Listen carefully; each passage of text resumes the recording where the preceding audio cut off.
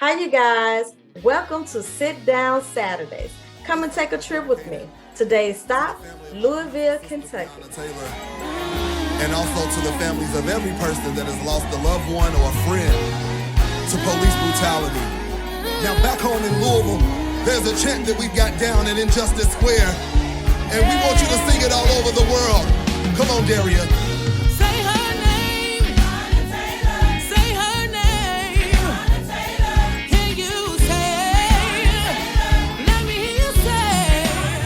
Good evening, and welcome to another episode of the BU Podcast. This is Tanya Harris, and I am your host. Today's guest is Aaron Jordan. How you doing, Mr. Jordan? I'm doing good. How are you? I'm great. Thank you. Why don't you tell us a little bit about yourself and what is it that you do? A little bit about me. I'm Aaron Jordan. I'm from Louisville, Kentucky, born and raised. I went to Central High School. I graduated from Tennessee State University with my bachelor's in science. Congrats. In marketing communications. Thank you. I do so much stuff. I'm an activist, artist, CEO, entrepreneur, and that's the general gist of what I do. I do some other creative things, but mostly, in those spaces, yeah. All right. Well, I see you're in the music industry. How did you get started in that? So I started with music as a young kid, playing the drums alongside my grandma, who was an organist at her brother's church, called St. Jude Missionary Baptist Church, located on Jefferson and Clay Street. Okay. Clay is in after Cassius Clay. And so I learned how to play drums there, and then I just started songwriting. I played drums for my drum line at Central High School as a section leader, and I also played for various churches in Louisville, Nashville, and Atlanta. And I'm an artist also. So. All right. I see you also have a boot camp. Tell me a little bit about that. The Recording Arts and Sciences Boot Camp is a boot camp that actually birthed out of an idea. Actually, just frankly, I was just really struggling one summer with finding income solutions. And so I was just riding one day and I looked over and I saw a church. And then I was just thinking while I was riding, and I was just thinking, like, how can I utilize my gifts and talents to sustain myself and just kind of build a career for myself in that space? And it just clicked for me. And I'm like, why don't I just start teaching people stuff about music? And so I had a conversation with my homie, my boy Nick. He's my engineer / business partner / co-producer. We do all types of musical things together. I chopped it up with him about it, and it was like a no-brainer. We was like, yeah, let's do it. And I spoke to one of my mentors, Margaret Demery at Central High School, and told her what my idea was. And she instantly got me on the phone with Don Trial, who is the director for the Shawnee Cultural Arts Center here in Louisville.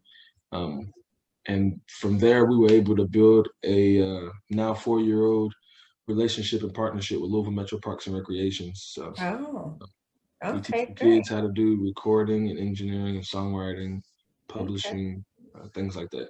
Okay, so do you do open mic or live performances for your students? Yeah, so the scholars do, they participate during the Raspberry Fest in our showcase, and it just kind of allows them to put out what they've been learning. So it could be a song, it could be a music video, just a concept, maybe a concept that they've created throughout the boot camp. So it's a really interesting time. And before COVID, we were able to celebrate the scholars by providing them with bouncy houses and barbecue. We had chocolate covered pretzels, and we had a huge float. The kids really enjoyed it, and children are grateful for the small things, is what I believe. I think that they just really enjoyed the essence of what we were doing for them, which was just building community around music industry. and showing them that there's also a business side to the music industry, and that everybody is not, Cardi B is a dope artist and she has a team of people behind her, from her makeup artist who she hires and employees, to all the way down to her wardrobe stylist, the people who are writing songs for her, producing for her, Mhm. her publicist, the people that are responsible for her image. Um, just kind of showing the scholars how to connect those dots and see value in the education of Okay. music. Okay, that's great. So is there like a fee or tuition for the boot camp? So the way we provide our scholars with this access, if you will, to our knowledge bases and resources Mhm. is we partner with corporations to bring Okay. the program into the scholars. So we don't charge the scholars anything, Great. and we Okay. and that's why it's so crucial to have um, donors and investors who want to support the work that we're doing, not just in Black communities, but in communities abroad, because music is universal, Mhm. and you know Black people have had the contributions to music such as jazz, blues, rock and roll, hip hop, gospel. We are the pioneers and architects of music, and so we want to make sure that Black kids, especially, have access to the program. So our kids don't pay, but our corporations and partners help us sustain the work that we're doing. See, you were part of the Breonna Taylor movement. What was your involvement in that, and what was that like? So I took to the streets May 26, 2020, and I actually knew Brianna. I hung out with her probably like 5 or 6 times, along with her boyfriend Kenneth Walker, who's my friend, Okay. who I met while I was in college. And I didn't even know that in March when she was murdered, I didn't even know that it had anything to do with police brutality. I hadn't made the connection,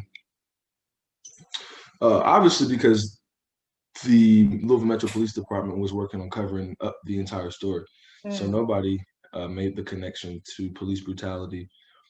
And when George Floyd was murdered, it it reignited the facts surrounding that case in a way that became undeniable, in a way that the Louisville government couldn't deny the accusations or quell the conversations. So I took to the streets just naturally, just because um, it was a Black person who was being murdered by the police, and it didn't even have anything to do with the fact that I actually knew Brianna. Okay. Um, it was just it's just a sense of urgency. The similar thing happened while I was going to Tennessee State when Mike Brown was murdered in Ferguson, and me and some friends of mine, uh, it was a knee jerk reaction. We didn't go to work. We cut class that day, and we all just got on the road and we went to protest. Mm-hmm. Um, but I am a frontline activist.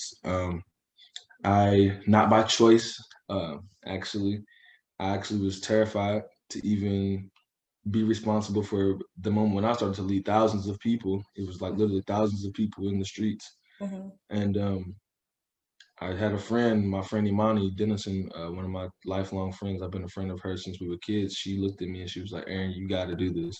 Mm-hmm. And she saw the fear in my eyes, and she still looked at me dead in my face and said, You got to "You do got it. to do this." Mm-hmm. And so started leading with the megaphone, and just kind of trying to it just turned into me becoming an organizer and a strategist, and I had to start educating myself on what that meant. It was more than just walking around in the streets Mm-hmm. and screaming and hollering, which is valid, right, and necessary, but also how to create demonstrations and create uh, actions that yield results, and that are tied to strategy. For example, um, House Bill 21, Breonna's Law, a ban on no knock warrants, is something that we have to focus on and take from protest to policy. So we have to continue. I've learned to speak to my legislators and see what's going on, what bills they're trying to introduce, and how we can impact that by doing things like not only protesting and getting on the news and letting people know what's going on, and by actually going to these places symbolically for and to show people exactly who we're talking to. So if there's a Republican or a Democrat or anybody who's trying to create policy that doesn't serve the people, we physically go to these locations and do demonstrations and and ask the news to join us so that we can showcase for the city to see who and what. So you can put a name and an office building and a telephone number with all of this stuff. And, we were able to, through phone banking and through essentially campaigning using social media and text messaging, we were able to, one, create awareness by being in the streets, telling people what it is, follow up with the press conference and tell people what we can do as a plan of action, which was the phone banking and the so on and so forth. We were able to have the legislation heard by the House Judiciary Committee, which is a tiny win, it's a teeny tiny win, but nevertheless, that's what democracy looks like. That's true democracy. Okay. Well, that's good information. Okay, so now back to your music. Okay, do you have any new music out right now? I am working on some new music. Actually, I haven't released anything personally that Aaron has performed on, but I do have a song that I by a choir that I just produced called the No Justice No Peace Choir, Okay. and I will share my screen here so that folks can see. Well, here's the. Before I go there, let me. This is the Recording Arts and Sciences Bootcamp site. Okay. And while I'm there, but I want to show you Okay, so that's record. Aaron Jordan, the website. Yeah, Aaron we Jordan. I just bought a domain, so we're gonna be. I just bought itsrasby.com actually. Okay. So we're gonna be building out this site. Well, our future site, we'll be building that out to go public here soon. But this is the song that was just released on Breonna Taylor's, on the observation of her murder on March 14th, this past March 14th. And the song, we have the song here on my site. I wonder what happened to it. Okay. Let me see.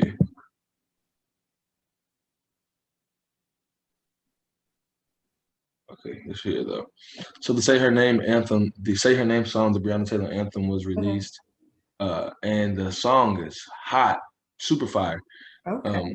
This choir went viral actually. So I actually started this choir last year amidst protest, but during the Juneteenth celebration, I just put together a choir and I called up a couple of my friends and I'm like, I want to put together a choir that's kind of like the Sunday service style choir that Kanye West put together. That's where I was inspired from. And I was like, I want to just infuse hip hop and gospel and protesting all together in a musical way. And so the song says, say her name, Breonna Taylor, and then the other part of it is no justice, no peace, prosecute the police. And originally this song was arranged off of the back of a song that Kiki Sheard sung, and that a brother named, what's his name, Derek Starks wrote. And that song was Hold On. So, Hang On. Hang On is the name of that original song. And so we were inspired again by gospel, by the protest, by the movement itself, and by hip hop and just Black flavor in general. And this song, everybody from Jada Pinkett to Ricky Smiley, everybody shared this song. And it's crazy that the Juneteenth performance went viral and got millions of views. And we were able to continue to force the reality of injustice down the throat of America in a creative way through song. So okay, so how can we listen to it? With Apple Music, Spotify? Everywhere, yes, everywhere you get your music, anywhere you get your music. Okay, and it's called Say Her Name, Breonna Taylor? Yes, say her name, Breonna Taylor. Okay, okay. All right, great. Okay, so if we want to contact you for any bookings, what is your social media pages? It's I am Aaron Jordan again. That's on Facebook. On Instagram I am Aaron Jordan again, and on Facebook it's just Aaron Jordan. Okay, okay. All right, Mr. Jordan, I really appreciate you being on the show. It has been a pleasure. Any Thank final you. thoughts before we leave? Folks want to support the work that I'm doing, visit blackcomplexlouisville.com and help me do something black. That's what I say. Do something black today. Do something black today. Okay. All right. Well, thanks again. All right. And as Thank you, always, Josh. I salute your business. Thank you. You're welcome. Have a great day.